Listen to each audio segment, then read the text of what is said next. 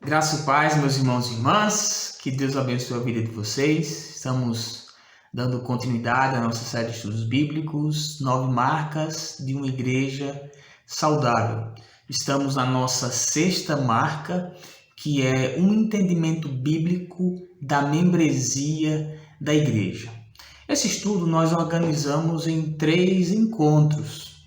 Nós já tivemos 2 encontros e hoje é o último sobre esse tema. Em rápidas palavras, você pode conferir nos estudos anteriores que estão disponíveis aí no nosso canal do YouTube. Nós já vimos que para entendermos sobre membresia da igreja de uma perspectiva bíblica, nós precisamos entender o que é uma igreja. E esse foi o nosso primeiro assunto do nosso primeiro encontro. O que é uma igreja? Apresentamos ali uma definição bíblica da igreja. Também abordamos 4 características historicamente aceitas para a igreja e, por fim, nós distinguimos ali o que é uma igreja visível e o que é uma igreja invisível. No segundo encontro, nós falamos sobre o que envolve ser membro de uma igreja.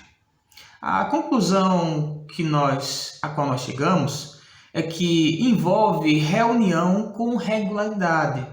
Ressaltamos que nesse momento de pandemia, essa reunião presencial se torna inviável, mas também destacamos que no texto que foi proposto, Hebreus 10, 24,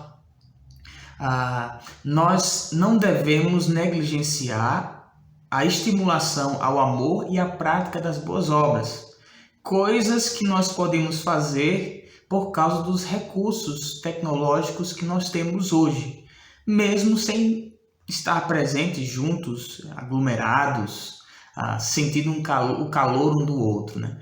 Então, nós podemos nos reunir com regularidade através desses meios de comunicação e de interação. Depois nós vimos que envolve também a disposição dos nossos bens materiais. É importante nós dispomos dos nossos bens para o serviço do reino de Deus. E por fim nós vimos sobre a utilização dos dons espirituais.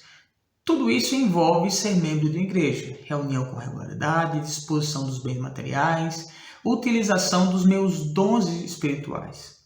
E por último, nós vamos ver hoje sobre membresia da igreja local. Tudo que nós vimos anteriormente está mais relacionado aos fundamentos, às bases bíblicas e teológicas e estreitamente relacionado à igreja invisível, isto é, a igreja que não se pode ver, não se pode contar no rol de membros da igreja. É aquela igreja que está além da lista do rol de membros. É aquela igreja que está escrita no livro da vida. Ainda que tudo que nós falamos tenha implicações para a igreja local, o intuito dos encontros anteriores era mostrar as implicações disso na igreja invisível. Hoje nós vamos pensar sobre membresia da igreja local e vamos direcionar o nosso assunto, nosso foco para o tema membresia aplicado à igreja local e não à igreja invisível. E eu gostaria de, nesse ponto, pensar em 3 tópicos com vocês sobre membresia da igreja local. E, obviamente, nós não conseguimos abordar tudo, nós não conseguiremos esgotar o assunto. É inútil tentar fazer dessa forma. O intuito aqui é despertar o desejo por esse assunto, por esse tema, ampliar um pouco mais a sua visão sobre membresia da igreja como um princípio bíblico. E pensando nesse tema, vou abordar os 3 tópicos. Primeiro, nossos fundamentos. O que fundamenta, biblicamente falando, a membresia da igreja local? Nós vamos abordar isso. Segundo, toda a igreja tem uma ramificação histórica. Ela está vinculada a um momento, a um contexto, a um exato tempo na história da humanidade. E por isso eu gostaria de ver sobre a nossa denominação. De onde viemos? quem somos, como vivemos e em que cremos. Se nós estamos defendendo a membresia da igreja local, de onde surgiu essa igreja? De onde ela veio? E daí nós nos reportamos à nossa denominação. E por último, nós vamos ver sobre a nossa igreja local, a Igreja Cristã Evangélica em Ceilândia. Vou falar em poucas linhas sobre a nossa história, porque nós já temos um vídeo aí bem amplo sobre a nossa história, um relato dos irmãos desde a época da plantação da igreja, os irmãos que chegaram muito antes de mim aqui nesse contexto. Você pode verificar esse vídeo no nosso próprio canal do YouTube, o canal da igreja. Nossa história, vou falar isso em rápidas linhas e você veja o vídeo. E como vivemos em comunidade. Nesse ponto eu quero abordar um pouco do nosso estatuto, especificamente as seções que dizem respeito à membresia da igreja. Obviamente, isso não vai ser uma análise profunda e técnica de todos os aspectos que envolve tanto o nosso estatuto local quanto outros documentos da denominação. A ideia, como eu falei, é despertar nos irmãos o interesse e refletir sobre esses assuntos. Então, vamos juntos. Pensando, meus irmãos, nos argumentos que usamos para defender a membresia da igreja local, nós primeiramente precisamos reconhecer que, biblicamente falando, nós não encontramos com tanta clareza esse assunto como nós vemos outras doutrinas da fé cristã. Por exemplo, a justificação pela graça mediante a fé, a ressurreição, a volta de Cristo, o perdão dos pecados. Todavia, o assunto da membresia da igreja pode ser verificado com consistência em algumas passagens das Escrituras que pressupõem que alguém pertencia a um determinado lugar e a uma determinada comunidade de fé. As igrejas, por exemplo, eram mencionadas como igrejas locais, isto é, uma comunidade de fé em Cristo que habitava em um lugar comum aos seus membros. Muitas igrejas se reuniam nas casas, ao ar livre, em lugares secretos, em tempo de perseguição.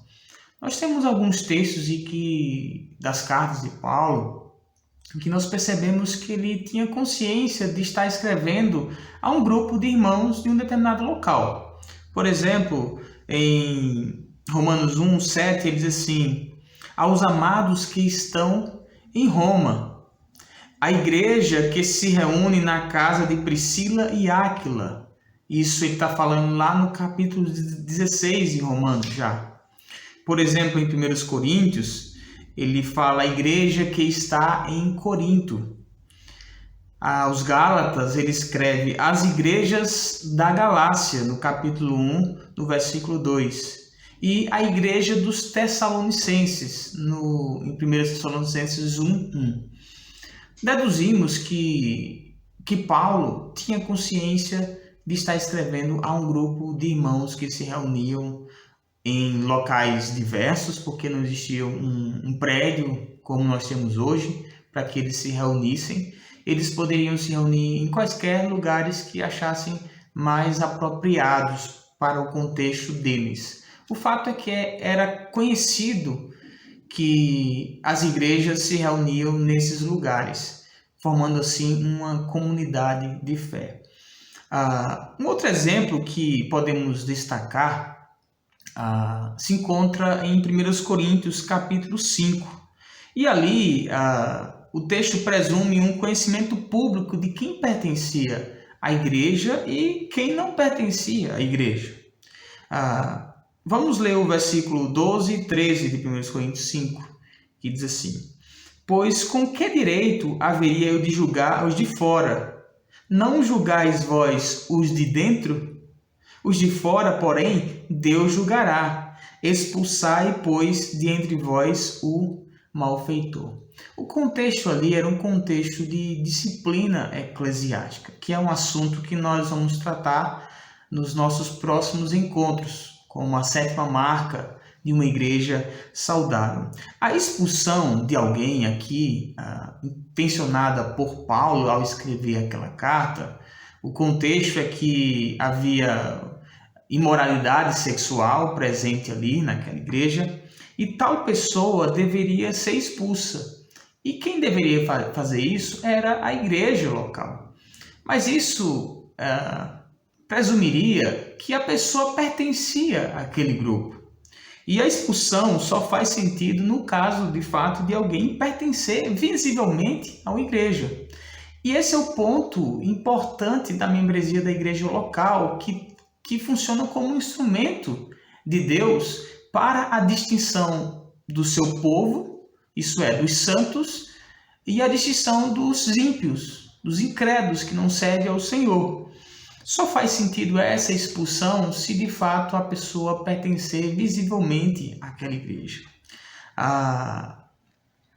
E isso também pressupõe que a pessoa saiba que pertence àquela igreja. Então havia um entendimento comum de vínculo local por causa da fé e por causa da mutualidade ali experimentada entre esses irmãos. E não faria sentido uma expulsão se a pessoa não pertencesse àquela comunidade. Nós vemos também outros textos que podem corroborar nesse sentido. A lista que Paulo fala das viúvas que eram mantidas pela igreja em 1 Timóteo 5:9. Nós vemos também que nós precisamos entender, isso é bom destacar, que essa lista era baseada no entendimento de quem pertencia àquela igreja. E, portanto, nós temos alguns indícios do entendimento comum das pessoas, das igrejas, de quem pertencia ou não pertencia à igreja local. Mas por que, de fato, nós precisamos nos envolver numa igreja local, uma vez que nós pertencemos à igreja invisível, não é? Nós precisamos pensar nisso, e eu gostaria de mencionar aqui o Mark Dever nesse assunto. Ele elenca aqui alguns propósitos pelos quais nós devemos nos filiar, nos tornarmos membros de uma igreja. Primeiro, para evangelizar o mundo. Segundo, para denunciar evangelhos falsos. Terceiro, para edificar a igreja. E quarto, para glorificar a Deus. Quando nós pensamos nessas finalidades, obviamente que tem mais finalidades, mas nós começamos a ter uma ideia da importância que há em fazer parte de uma igreja. Nós precisamos nos envolver com o reino de Deus e as coisas de Deus.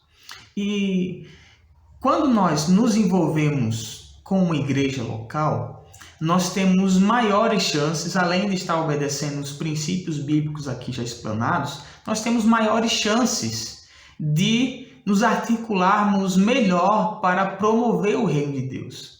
Uma vez que nos organizamos como igreja, uma vez que nos reunimos no local, uma vez que estamos inseridos numa comunidade, nós temos um potencial bem maior de promover o reino de Deus e cumprir o nosso papel como igreja. Então, esses são breves fundamentos para nós entendermos sobre membresia da igreja. As igrejas eram mencionadas como igrejas locais. A própria disciplina aplicada ali no contexto de 1 Coríntios pressupunha que alguém pertencia àquela igreja local. Isso era de comum acordo, de comum entendimento, tanto da igreja quanto daquele que estava para ser disciplinado. E nós podemos pensar isso por causa das finalidades às quais nós estamos vinculados a uma igreja: para anunciar o evangelho, para combater os falsos ensinos, para proclamar a mensagem de salvação, para glorificar a Deus.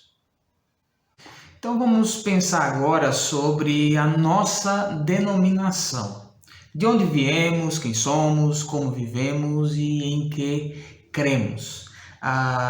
Eu peço a compreensão dos irmãos aqui, eu vou precisar ler algumas coisas porque são muitas informações, mas nós vamos pegar essas informações através de algumas fontes confiáveis da nossa denominação.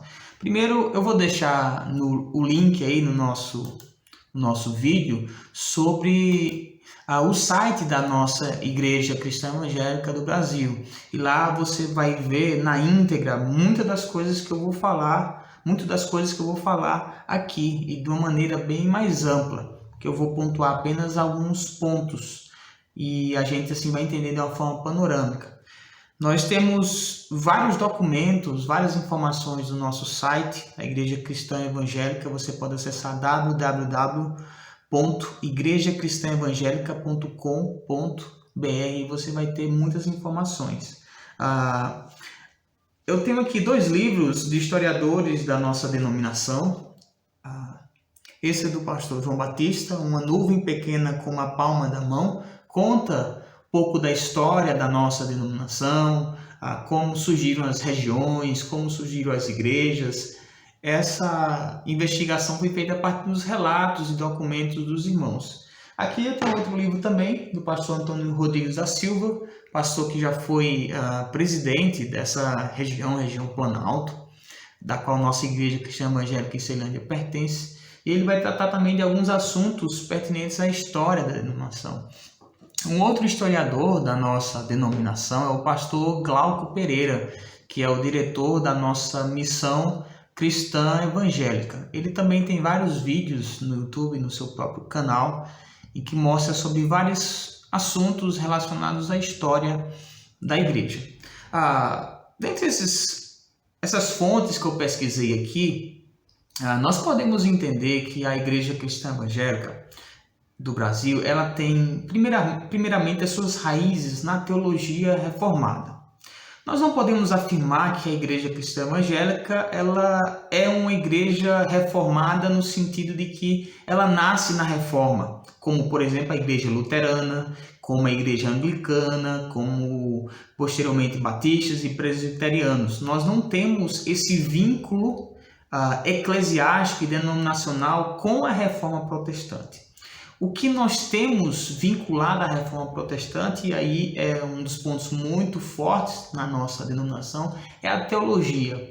A nossa teologia está bem próxima da teologia que nasce da reforma, embora diferindo dos luteranos, dos anglicanos, dos anabatistas, que foram movimentos da reforma naquela época. Nós nos aproximamos desse cenário de reforma, esse cenário que influenciou missionários ao longo da história que chegaram ao nosso país e assim plantaram igrejas, pregaram o evangelho e daí surgiu a nossa denominação. Estou aqui com um dos nossos documentos sobre a nossa história. Eu gostaria de pontuar apenas algumas coisas aqui referente a igreja, a nossa denominação. A Igreja Cristã Evangélica do Brasil, ela tem pouco mais de 40 anos como denominação. No entanto, as suas raízes foram lançadas muito tempo antes disso através de missionários e obreiros leigos. Comunidades eclesiásticas foram se formando muito cedo. Tudo isso vai ser mencionado aqui no site. E o texto vai dizer assim, num ponto bem interessante. O ponto de referência para o início da ICEB está no ministério de um jovem canadense chamado Reginald Young, que trabalhava na companhia de mineração em São João del Rei, em Morro Velho, Minas Gerais. Ao testemunhar acerca da nova vida, conquistou para Jesus um outro jovem engenheiro britânico, Frederico Glass. Eles se reuniram e foram para a cidade de São Paulo, onde iniciaram um projeto de evangelização. Frederico Glass é um dos mais conhecidos pioneiros da história da nossa denominação. Já tem livros escritos sobre o trabalho de comportagem que ele fazia, isso é, o trabalho de distribuição de Bíblias, entrega de Bíblias. E homem foi consagrado, homem de Deus, foi responsável pelo começo do trabalho em São Paulo, que originou a Igreja Cristã Paulistana, a primeira igreja da ICEB, fundada em 25 de agosto de 1901. E nessa época também ele fundou o Instituto Bíblico, onde alguns dos primeiros obreiros nacionais estudaram. Esse marco do início da nossa denominação nos reporta a esse ano de 1901. Nós como cristãos evangélicos, nós costumamos afirmar essa data. Costumamos afirmar que nós somos uma igreja centenária, porque as nossas raízes eclesiásticas datam dessa época, embora que como denominação nós nos consolidamos um pouco mais recente. Alguns outros textos aqui são pertinentes à nossa história. Textos assim: se inicialmente o trabalho dos missionários era dedicado especialmente ao ministério de distribuição das escrituras, como os comportores, evangelização e reunião dos primeiros crentes em grupos que formariam as igrejas, foi nos anos 30 que essas igrejas foram reunidas ao ponto de se formar uma denominação chamada Igreja Cristã Evangélica. Nessa década, em 1938, foi fundado o Instituto Bíblico Goiano pelo americano Arthur Wesley Archibald, que hoje é o nosso atual Seminário Cristão Evangélico do Brasil, Seminário Teológico Cristão Evangélico do Brasil. Se você tiver a oportunidade de visitar o nosso seminário, você vai ver lá as placas dos reitores e você vai perceber a placa do Wesley Archibald.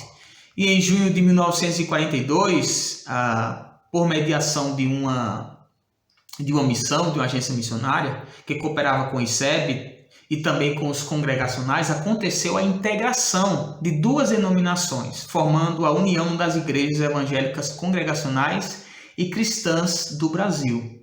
Essa parceria durou até 1968. Ao desligar-se, a ICEB formou duas denominações: Igreja Cristã Evangélica do Brasil, composta pelas igrejas de Goiás, e Igreja Cristã Evangélica do Brasil, integrada por igrejas de São Paulo e Brasília. Foi em 1973 que foi firmado esse modus vivendi entre essas duas alas, que assegurou a cooperação mútua, permitindo unificar assim a nossa revista de escola dominical, a nossa conversão espiritual, o nosso jornal denominacional. Essa ação paralela durou aí até 1979, quando houve esse rompimento e aconteceu uma fusão denominacional. Na época, a ICEB era formada por 68 igrejas e 48 pastores. Hoje, são cerca de 320 igrejas e congregações, campos missionários distribuídos em 17 estados, mais o Distrito Federal. Depois dessa organização, a Igreja Cristã Evangélica do Brasil, consolidando-se assim como uma denominação organizada para fins evangelísticos e mais fins de práticas dentro do reino de Deus, ela se desenvolveu pautada em alguns pilares, e eu vou só pontuar alguns aqui: a formação teológica através do nosso seminário, a educação cristã através da nossa editora, que aí distribui revistas para mais de 50 mil igrejas e quase 200 denominações por todo o Brasil e fora do Brasil. Evangelismo através do testemunho dos crentes, pregação evangelística, projetos de evangelismo como Férias para Jesus, missões nacionais e transculturais. A ICEB tem uma missão, a missão cristã evangélica, e ela envia missionários, prepara obreiros para atuar em quaisquer lugares do mundo, assim entendido pela missão. Nesse breve relato, eu creio que foi um pouco extenso até, mas eu espero que você tenha entendido um pouco da nossa história, e você pode ver mais isso na íntegra ou adquirir esses livros e lê-los. Eu quero falar um pouco agora sobre a nossa confissão de fé. sobre a nossa denominação é um documento que baseia as nossas crenças na Bíblia Sagrada de uma forma ainda sintetizada, ou seja, de uma forma resumida. Esses artigos não visam aí dar todos os detalhes minuciosos das implicações textuais de vários versículos bíblicos, porções das Escrituras que são aqui destacadas, mas ao todo são 15 artigos e dentre eles eu vou citar aqui alguns para você entender no que nós cremos. Isso é muito importante. Uma vez que eu sou membro da Igreja Cristã Evangélica do Brasil, eu subscrevo, isso é, eu assino embaixo esse credo, essa confissão de fé. Eu estou dizendo, eu creio também assim. Você pode conferir isso na íntegra, como eu falei, consultar os textos bíblicos, mas eu vou comentar rapidamente sobre alguns aqui. Cremos que há um só Deus, primeiro artigo, em sua essência, mas que subsistem 3 pessoas distintas, coiguais em poder e em glória e coeternas, Deus Pai, Deus Filho e Deus Espírito Santo, tendo os mesmos atributos e perfeições. Ou seja, nós somos a igreja trinitária, nós acreditamos no Deus triuno. Cremos em Deus Pai, pessoal, infinito, eterno, imutável, insondável em seu ser criador. Cremos em Deus Filho, Jesus Cristo, unigênito do Pai, concebido da Virgem Maria por obra e graça do Espírito Santo, viveu sem pecado, está à direita de Deus, morreu e ressuscitou para a nossa justificação, voltará para julgar os vivos e mortos. Cremos em Deus Espírito Santo, da mesma essência do Pai e do Filho, regenerador, santificador, consolador das nossas vidas e que habita no crente no momento da sua conversão em Cristo. Um parágrafo seguinte diz assim: cremos no batismo com o Espírito Santo efetuado no momento da conversão a Jesus Cristo, pela qual o crente é introduzido no corpo de Cristo, a igreja. Aqui nós distinguimos, vale destacar aqui, daquelas igrejas que acreditam que o batismo com o Espírito Santo trata-se de uma outra bênção, de uma outra prática da vida do crente. Nós afirmamos aqui que cremos no batismo efetuado no momento da conversão. Se converteu, é batizado com o Espírito Santo. Esse batismo é a habitação do Espírito Santo na vida do crente. E a partir disso ele passa a pertencer à igreja. Diz assim também: cremos nos dons espirituais concedidos por Cristo, por intermédio do Espírito Santo a todo crente para edificação, aperfeiçoamento e unidade do corpo de Cristo.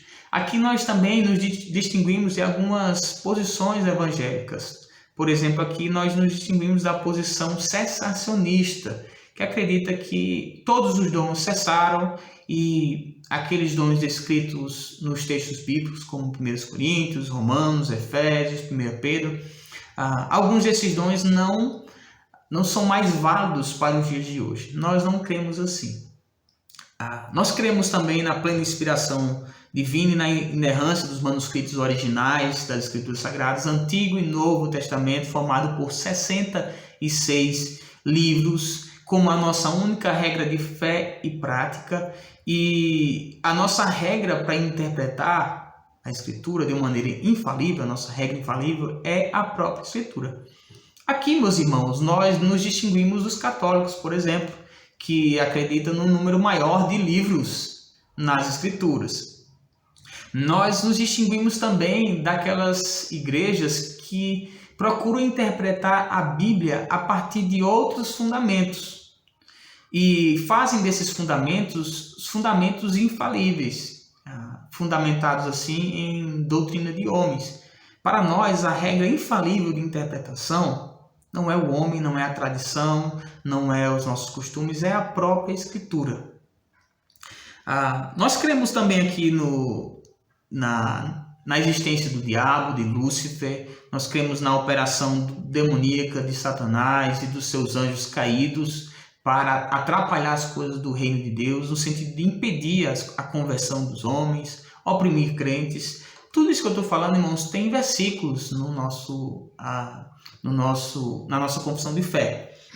Nós cremos que o homem foi criado por Deus exatamente como descrito em Gênesis, livre e responsável, com santidade positiva em estado ideal de perfeição, porém não guardou o seu estado original e, sendo tentado por Satanás, caiu e não resistiu.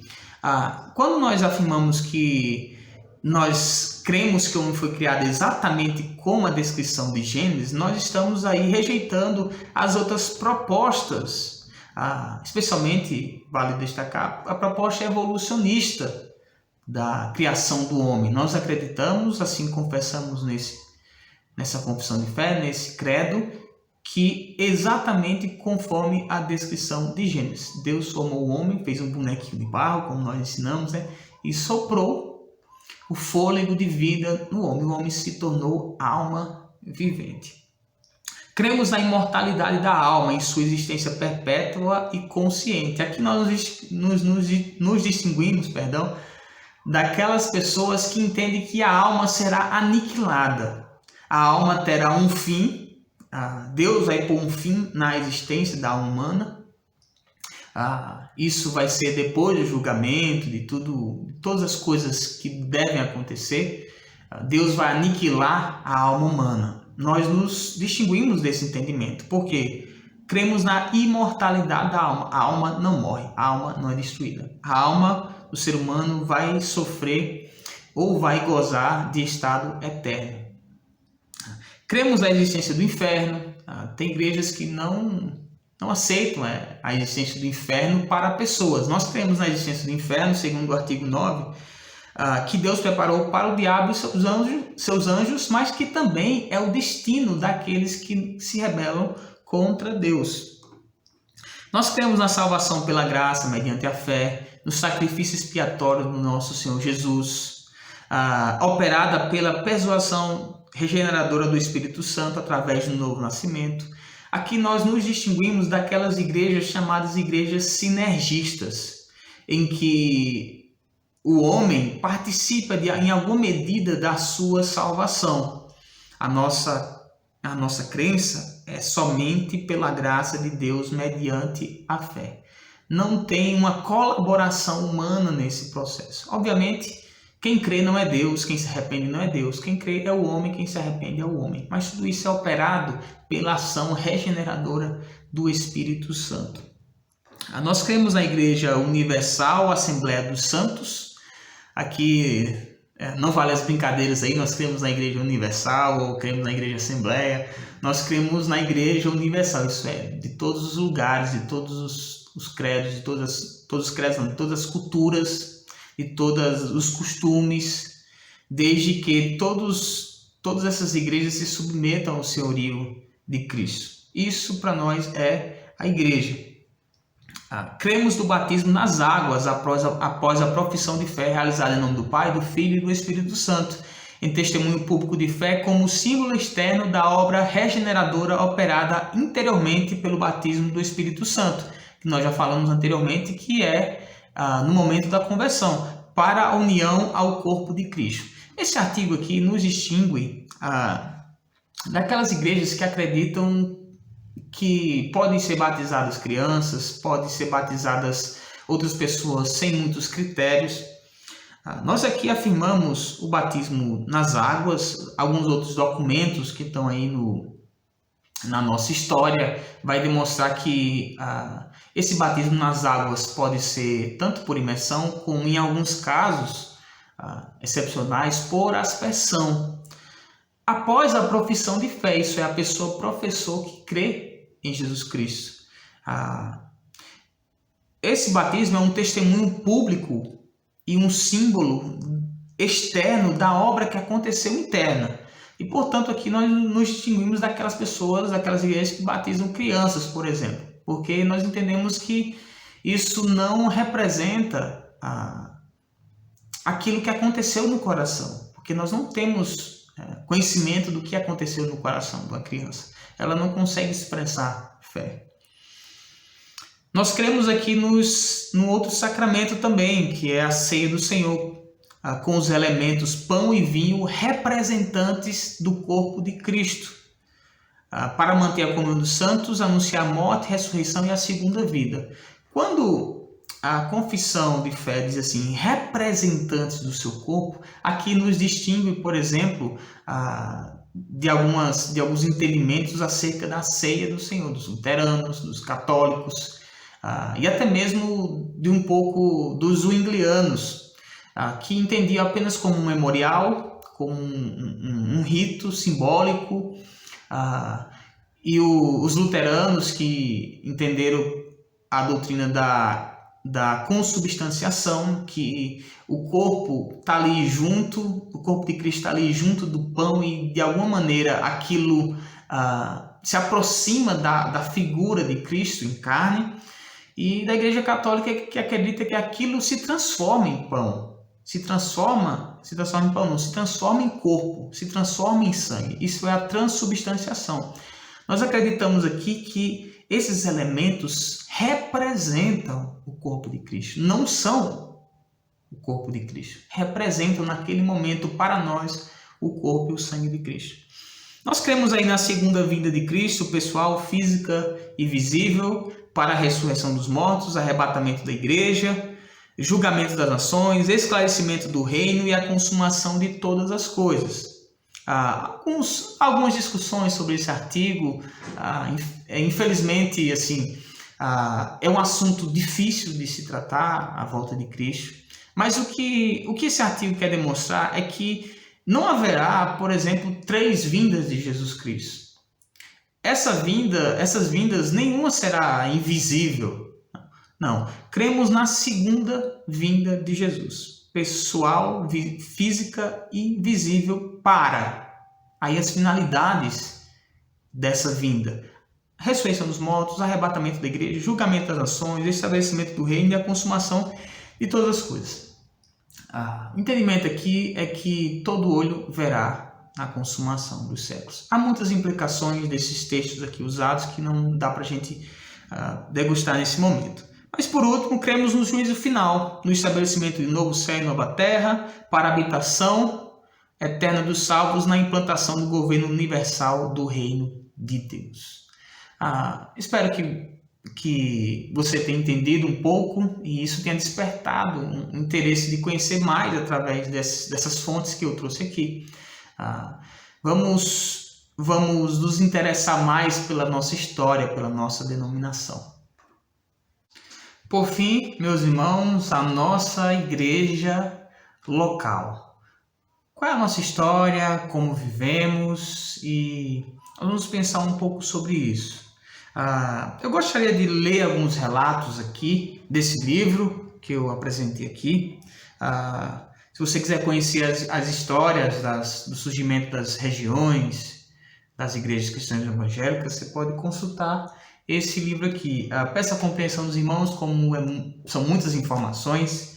Eu gostaria de ler um trecho desse livro que trata sobre o surgimento da igreja cristã evangélica em Ceilândia. O pastor Oswaldo Moreira conta em seu livro que ele e os 2 líderes denominacionais foram ao escritório da SEI, que é a Campanha de Erradicação das Invasões, de onde surgiu o nome Ceilândia. E ele diz lá no seu livro: olhamos inicialmente uma vasta e nobre área no começo da Ceilândia Norte. Ganhamos o terreno. Durante o trajeto, ainda adquiri um colchão rústico que nos serviu para enfrentar a noite. O objetivo disso: montar uma espécie de acampamento visando a ocupação do terreno recém-ganhado, temerosos de que tão grande bênção ainda pudesse escapar das nossas mãos. Esse é o relato do pastor Oswaldo. Nesse outro relato aqui, do Antônio Rodrigues da Silva, que era o presidente da região na época, ele diz que precisamente o culto inaugural do templo da Igreja Cristã Evangélica em Ceilândia, do Novo Templo, ocorreu em 19 de setembro de 1971. E, obviamente, para que esse templo fosse construído, precisaria de já haver uma igreja naquele lugar. E por isso eu peço mais uma vez que você assista aí nossas histórias no nosso canal do YouTube, que trabalha isso de uma forma mais detalhada. Vamos pensar agora depois dessa pincelada sobre a nossa história, algumas questões do nosso estatuto em vigor, que fala sobre membresia da igreja, já que o assunto da nossa marca de qualidade da igreja é esse. Quando eu falo estatuto em vigor, é importante destacar isso, porque os estatutos nas igrejas podem ser reformulados, reelaborados, ajustados com o decorrer dos anos por razões de interesse da própria igreja.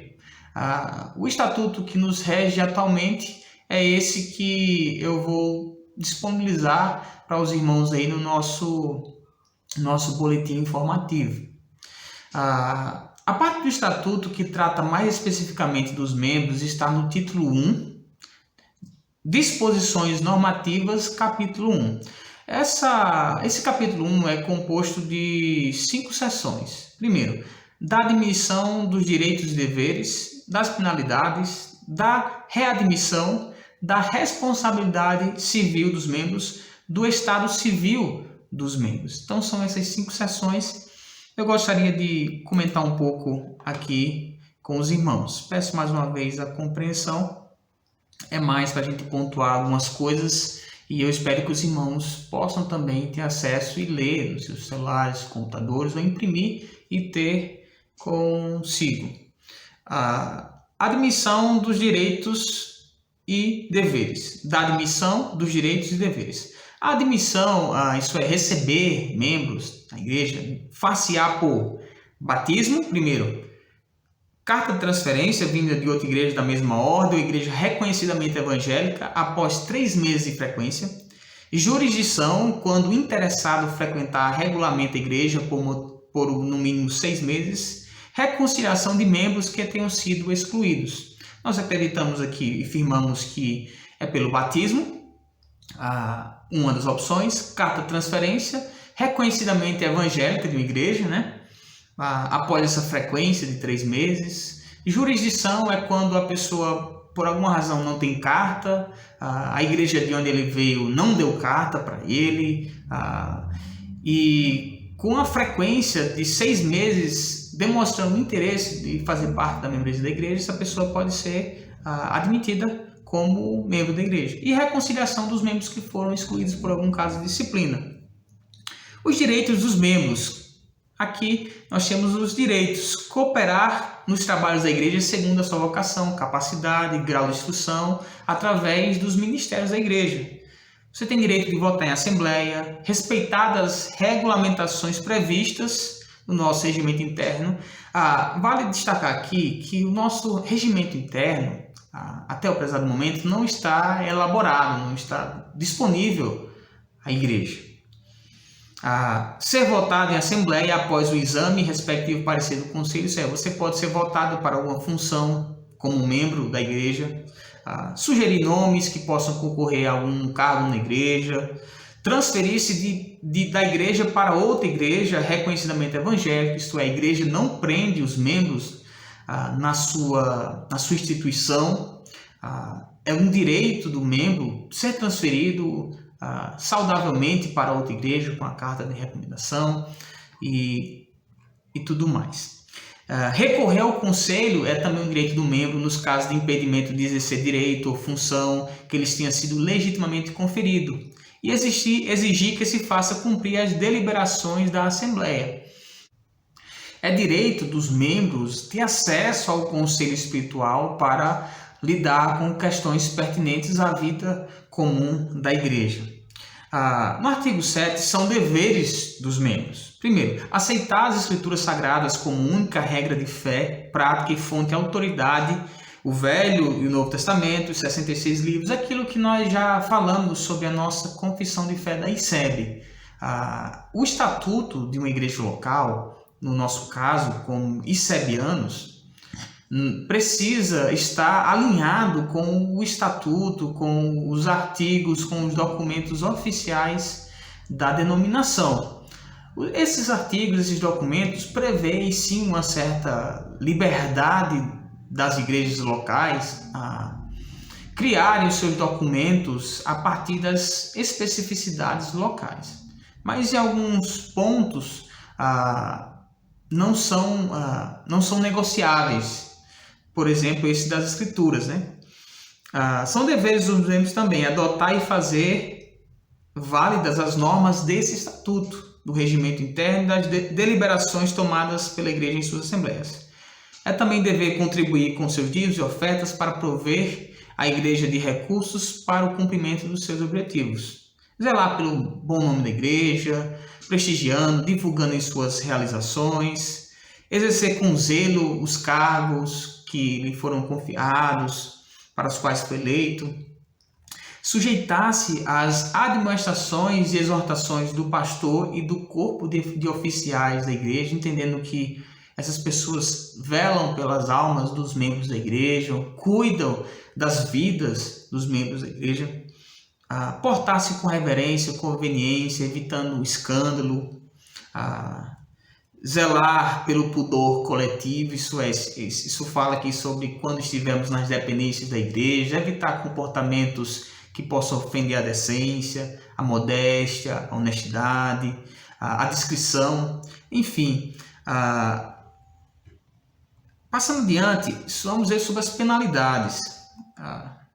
Como um membro da igreja é penalizado, no caso da Igreja Cristã Evangélica em Ceilândia? Os membros que não cumprirem as decisões do presente estatuto ou mantiverem conduta incompatível com o mesmo estarão sujeitos às seguintes penalidades. Primeiro, suspensão. Segundo, exclusão. Terceiro, demissão. A pena de advertência pode ser aplicada apenas 2 vezes. Após isso, será aplicada a pena de suspensão ou exclusão. A exclusão é quando a pessoa é de fato excluída do rol de membros da igreja. A suspensão é um trabalho mais a longo prazo. E a demissão é quando a pessoa procura a igreja para deixar de ser membro da igreja, por exemplo. São demitidos do rol da igreja e por isso perdem os direitos de ser membros os que saírem da igreja a próprio pedido, desde que não estejam em processo disciplinar, porque estando em processo disciplinar é conveniente, é certo, na verdade, que esse processo seja concluído e a pessoa seja tratada, restaurada, para chegar a outra igreja para onde ela vai sem problemas, livre das coisas que enfrentou enquanto estava na anterior igreja. Pessoas que tiveram seus nomes cancelados por decisão do Conselho Espiritual e pela Assembleia, aí pode ser várias razões. Alguém que transferiu-se para outra igreja, alguém que morreu, né? Foram excluídos por justa causa após a apuração dos fatos pelo Conselho Espiritual conforme o previsto regimento interno. Aqui se trata de uma exclusão por justa causa, né? Após a apuração dos fatos, isso é, precisa ter fatos comprobatórios para que o Conselho Espiritual avalie esses fatos e assim haja nesse sentido. Parágrafo único aqui. O cancelamento de nomes poderá ser efetivado quando o membro se ausentar da igreja por 3 meses consecutivos sem justificativa ou que filie-se a outra igreja sem pedir demissão ou transferência. Aquelas pessoas que passam 3 meses sem vir à igreja, sem dar a mínima satisfação, sem apresentar nenhuma causa que justifique a sua ausência, essas pessoas podem sofrer o cancelamento, ou seja, a exclusão do seu nome da membresia da igreja. O que se constitui uma justa causa? Vamos pensar aqui. O nosso estatuto prevê algumas coisas sobre isso.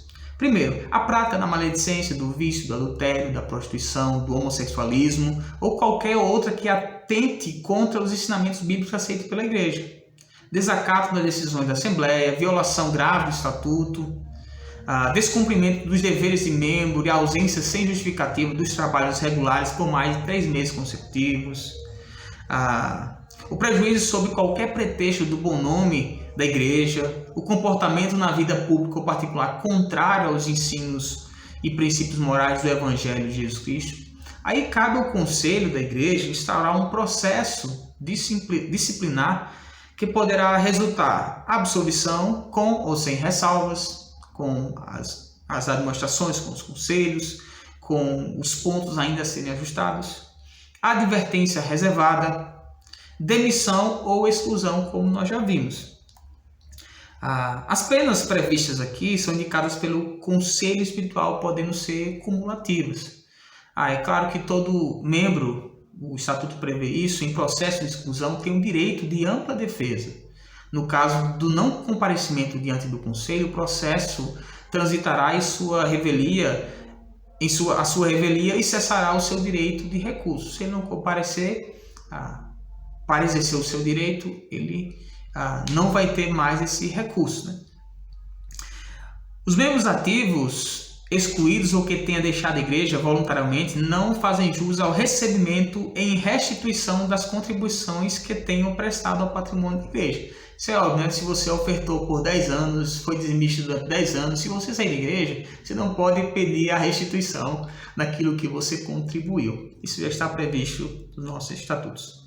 Mas se alguém for excluído, como essa pessoa é readmitida? Poderão ser admitidos à igreja os membros que tiverem seus nomes cancelados e reclamem no sentido de peçam a reinclusão.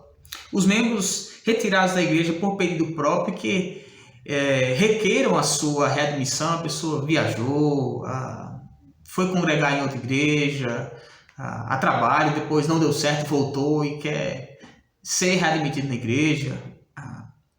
Essa pessoa pode fazer isso. Os membros excluídos por justa causa, que deram prova de arrependimento e reabilitação desde que solicitem a reconciliação.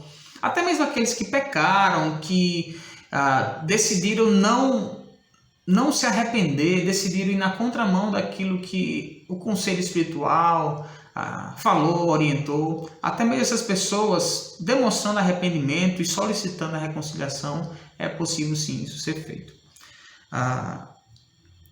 Todas essas readmissões só serão possíveis após o exame e parecer favorável do conselho espiritual da igreja.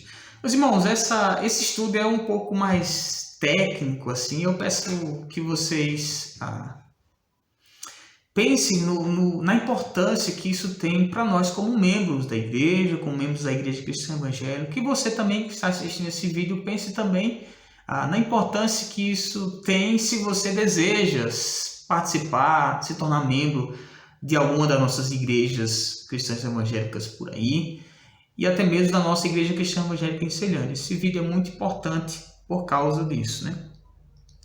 E nós já estamos finalizando aqui algumas sessões apenas da responsabilidade civil dos membros. Os membros da igreja não respondem, nem mesmo subsidiariamente, pelas obrigações sociais da igreja, e essa não responderá pelos atos que, ainda praticados em seu nome, excederem seus objetivos sociais ou limites dos poderes dos seus órgãos e administradores.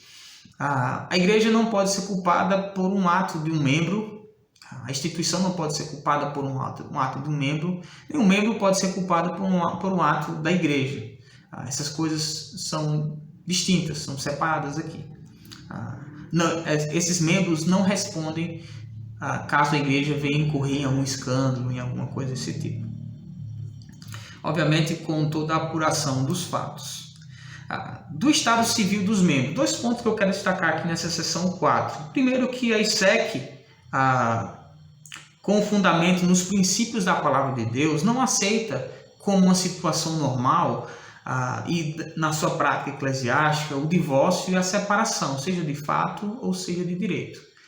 Divórcio, a separação consolidada, judicial e tudo, nem mesmo aquela separação de fato, que é quando o casal se separa, um vai morar num canto, outro vai morar no outro, e ali estão separados. A ISEC, ela não vê isso como normal, não vê isso como base embasada na palavra de Deus e como prática eclesiástica. Outro ponto aqui é que a ISEC não reconhece a união conjugal de pessoas do mesmo sexo. Isso aqui se trata de homossexualismo ou homossexualidade, como você quiser chamar. Em todos esses casos, a ISEC se posiciona civilmente, né? Se posiciona acerca do estado civil dos membros dessa forma. Não vê isso como normal, não vê isso como prática orientada pela palavra de Deus. E não reconhece certos tipos de união conjugal. Eu quero aqui agradecer a Deus por esse tempo que nós pensamos sobre membresia da igreja. São muitos assuntos, são vários temas, são muitas coisas que ficaram de fora desses assuntos, várias coisas relevantes que poderíamos também ter abordado aqui. Mas eu espero que tudo que falamos aqui possa ter edificado seu coração, possa ter trazido um maior conhecimento de que nós somos como denominação, de como nós somos ligados historicamente ao cristianismo, como estamos ligados à nossa denominação e à nossa igreja local. É importante a igreja local, como nós já destacamos, e eu desejo que você tenha percebido isso. Que Deus abençoe a sua vida e que esse estudo produza fé em seu coração. No nome de Jesus. Amém.